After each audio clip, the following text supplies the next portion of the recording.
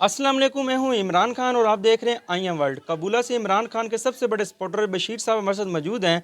आइए इनसे जानते हैं कि 8 फरवरी के दिन ये जीत रहे थे और दिन के टाइम अगले दिन इनका रिजल्ट तब्दील कर दिया गया। इसकी क्या वजह? साइफर को कामयाब करवाने के पीछे किन का हाथ था, उनके बारे में बताएंगे और ये बताएंगे कि इमरान खान की हुकूमत को गिराने के लिए जो इमरान खान के पार्टी के अपने कारकुनान थे और कौन जाके मुखालफिन के साथ मिला। अस्सलाम वालेकुम। वालेकुम सलाम। सबसे पहले तो मैं ये बताया कि इमरान खान की हुकूमत को गिराने वाले पार्टी के अंदर कौन से रुकन थे?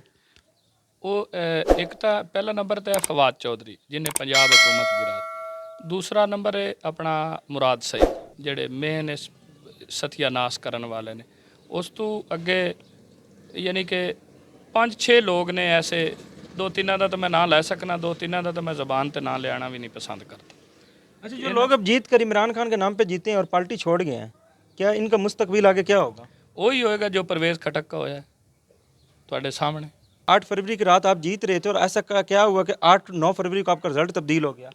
सर असी बड़ी यानी कि मेहनत की थी, बड़ा यानी कि जड़ा साडा पीटीआई का कैंਡੀਡੇਟ सी सलमान सफदर साहब दिन भर रात यानी कि सानू महसूस है गल क्लीयर कट सी साडी सीट कि साडी सीट क्लीयर है।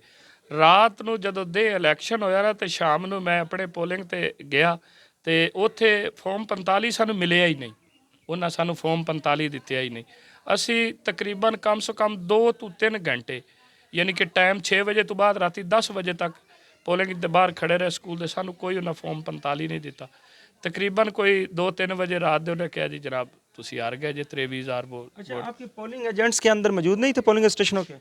मौजूद सी, जदों किसी की सुनी नहीं कि उन्हें अपनी मर्जी के रिजल्ट तैयार किए हैं, अपनी मर्जी के ही उन्हें नतीजे तैयार किए हैं, अपनी मर्जी के ही उन्हें ऐलान किया। अच्छा, आपके हल्के से तो जीता आज़ाद कारकुन, तो फिर धांधली किसने करवा दी? धांधली सर वो जो आज़ाद जीता है वो भी नून लीग का सी।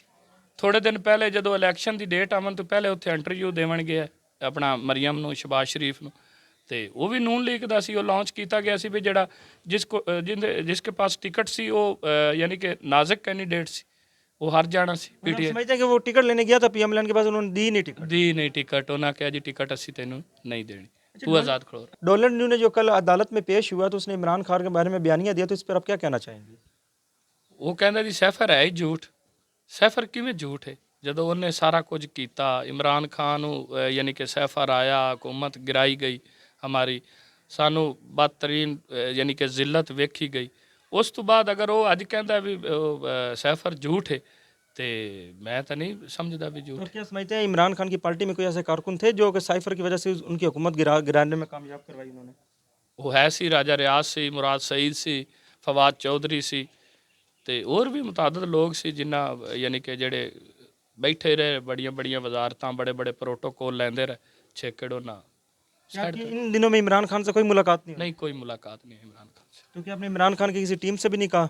टीम का यानी कि जिन्ना से मेरी मुलाकात हुई, मैं जैन कुरैशी के उनके पास गया, मैं उन्होंने मैसेज किए, मैं उन्होंने कहा कि जनाब ये जो कुछ हो रहा है गलत हो रहा है। मैं जिस दिन इन्हें राजे रियाज को टिकट दिता सी ना, जिस दिन राजे रियाज ने इन्हें पार्टी च लिया सी, तो मैं क्या नूर आलम खान, राजा रियाज, फवाद चौधरी, मुराद सईद, ये 5-7 ਜਿਹੜੇ ਬੰਦੇ ਸੀ, मैं आख्या इन्होंने बिल्कुल इस लैवल ਤੇ ना लैके आओ जिस लैवल ਤੇ ਤੁਸੀਂ ਲਿਆਂਦਾ।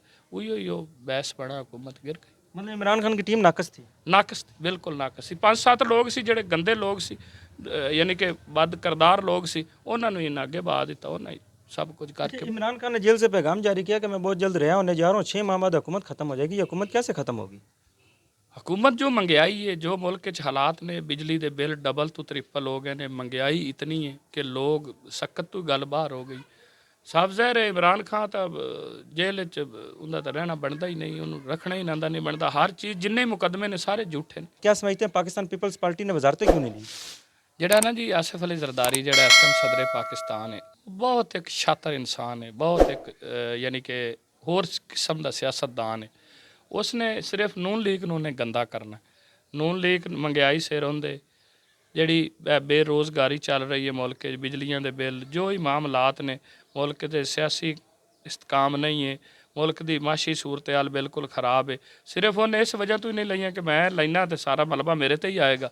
उन्हें लिया कि भी ठीक है आदि वजारत ही लै लैवन, वजीर आज़म भी बन जावन, जो मलबा इन्हां दे ते हुकूमत ऑलरेडी चली जानी है, ना चलनी है, ना इन्हें कोई मैनीडेट है, ना गल ना बात, इन्हें जाना ही जाना है। साफ ज़ाहिर है उस इस वजह तो ही लिया ने ਲਈਆਂ ਨਹੀਂ ਕਿ ਮੈਂ ਵੱਡਲ ਮੇਰੇ ਤੇ ਕੋਈ ਆਂਚ ਨਾ ਆਵੇ। अच्छा, अगर साइफर नहीं था तो इमरान खान को साइफर में सजा क्यों दी गई? ਸਜ਼ਾ ਦੀ ਗਈ, ਬਸ ਉਹਨਾਂ ਕਿਹਾ ਜੀ ਸਜ਼ਾ ਹੈ, ਵੀ ਢੱਕ ਲਿਆ ਉਹਦੀ ਵਜ੍ਹਾ ਤੋਂ ਫਿਰ ਗੱਲ ਹੈ। इमरान खान कब बाहर आएंगे? इमरान खान इंशाल्लाह जल्दी तो जल्दी बाहर आ जाएंगे इंशाल्लाह। अच्छा, आइंदा क्या आपका भी सियासत में आने का कोई प्लान है? बिल्कुल प्लान है। मैं इमरान खान का कारकुन हूँ, मैं खून दे आखिरी कतरे तक इमरान खान के साथ हूँ। मैं 9 मई च जितना जबर या जितना जुल्म या मैं जितना कुछ बर्दाश्त किया है शायद किसी भी ना किया। 9 मई पे आप पे भी तशद्दुद वगैरह किया गया? तशद्दुद होया, सब कुछ जो है पकड़ा फिर छड़ दिता, FIR ना दी, बिला वजह रखी रखा छड़ दिता। आपकी कबूले में पहले भी कोई खिदमात वगैरह हैं? खिदमात वगैरह जी बिल्कुल है। कोई गरीब मेरे पास आ जाता है, जो मैं कर सकना, मेरा कारोबार है छोटा जी हारवैस्टर का, मैं वो जो उन्होंने ना कर सकना मैं वो भी करना। उस तो अड़ तो जो सैलाब आया उदों भी मैं काफ़ी लोगों की उत्थे जा के तोड़ मदद की है, दरिया ते लोगों को खाना दिता है, लोगों के हाल हवाल पूछे ने, जितने जोगा मैं करता ही रहना। अच्छा बशीर साहब, ये बताइए कि इमरान खान ने कहा था जब मेरी हुकूमत आएगी तो सारे नए चेहरे होंगे, लेकिन जब भी इमरान खान की हुकूमत आई थी हमें कोई नए चेहरे नज़र नहीं आए। वो नए चेहरे हैं जी, जी वो ये मुराद सईद होरी, फवाद चौधरी, ये सारे जड़े सी ਜਿਹੜੇ ਉੱਥੇ ਬੜੇ ਬੜੇ ਮੈਂ ਸੁਣਦਾ ਸੀ ਕਿ ਉਹ ਕਹਿੰਦੇ ਸੀ ਇਮਰਾਨ ਖਾਨ ਦੀ ਖਾਤਰ ਅਸੀਂ ਜਾਨ ਦੇ ਦੇਵਾਂਗੇ, ਛੇਕੜ ਕਿਸੇ ਧੱਕਾ भी ना ਚੱਲਿਆ टुर गए। अच्छा, मुराद सईद तो बड़े दावे करते थे, अब उसने सेनेटर के लिए कागजात भी जमा करवा दिए। ਉਹ ਕਰਵਾਈ ਰੱਖਣ ਜੀ, ਜੋ ਹੋਏ ਹੋ ਰਿਹਾ। ਬਹਰਹਾਲ ਮੁਰਾਦ ਸਈਦ, ਫਵਾਦ ਚੌਧਰੀ, ਇਹਨਾਂ 5-6 ਬੰਦੇ ਸੀ ਜਿਨ੍ਹਾਂ ਇਸ ਪਾਰਟੀ ਦਾ ਸਤਿਆਨਾਸ਼ ਕਰਵਾਇਆ, ਇਸ ਪਾਰਟੀ ਨੂੰ ਇਸ ਹੱਦ ਤੱਕ ਪਹੁੰਚਾਇਆ। ਇਹਨਾਂ ਤੇ ਬਿਲਕੁਲ मैं तो एज ए कारकुन नहीं राजी। क्या फवाद चौधरी को वापस लेना चाहिए? जो कारकुन छोड़ गए थे पार्टी में, वापस इन्हें लेना चाहिए? ਕਿਸੇ ਨੂੰ ਵੀ ਨਹੀਂ ਲੈਣਾ ਚਾਹੀਦਾ। ਇਮਰਾਨ ਖਾਨ ਖੰਬੇ ਨੂੰ ਵੀ ਟਿਕਟ ਦੇਗਾ, ਉਹ ਵੀ ਸੀਟ जीतेगी। ਇਹਨਾਂ ਦੀ क्या औकात है? अगर दोबारा इलेक्शन होते हैं तो क्या PTI इतनी अक्सरियत दोबारा ले सकेगी जितनी इस दफ़ा इमरान खान की तरफ से दावे किए गए हैं? इंशाल्लाह इस तो डबल धोबी पटका होगा। पाकिस्तानी अवाम को क्या पैगाम देना चाहेंगे? पाकिस्तान के अवाम को यही पैगाम देना चाहेंगे कि सच के साथ खड़ो, झूठ के साथ ना खड़ो। सच ਜਿਹੜਾ सच है वो सच है, जिधर ही है सच सच। पाकिस्तान जिंदाबाद।